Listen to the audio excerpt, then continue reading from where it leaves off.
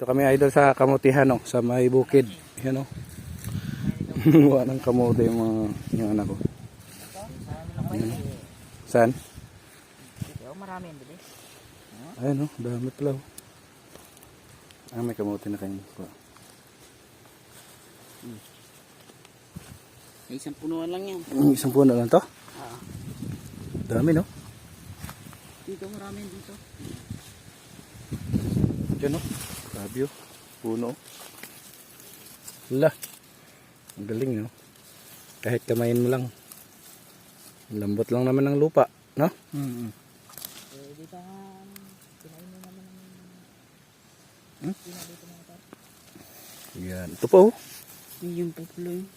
Ano pa? Ano? Kunin mo. Ay, kahit. Meron pa. Ay, maliit lang siya. Hindi, malaki din.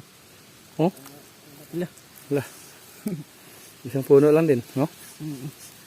Dami na. Meron pa. Hindi pa talaga. Oh? Meron pa.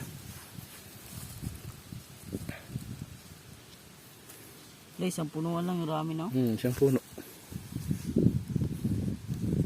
Kamay-kamay lang. Ito pa. Meron pa. Balik mo yung lupa para magkalaman pa.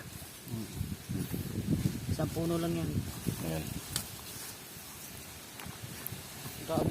Dito, isang puno. Alright, masarap talaga dito sa bukid kasi kung may tanim ka, may aanin ka. Yan. Ito na yung sa dalawang puno, idol.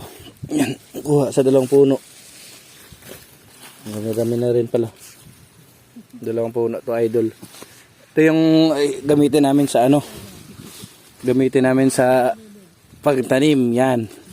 Yung dulo nito. Yan. Tatanim namin to, andun yun sa kabila. Ito yung taniman namin na panibago. Yan.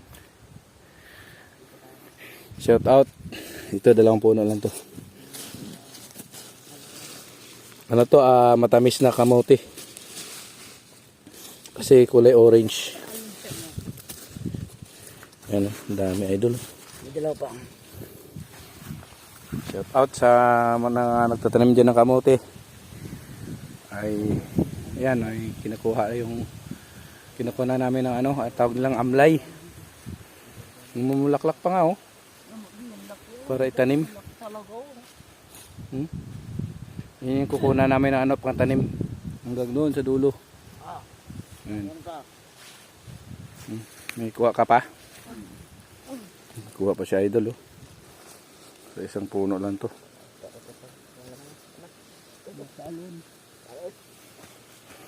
Ito na. Dagdag natin yan dito. Alright. Shout out sa kumakain ng kamote, idol.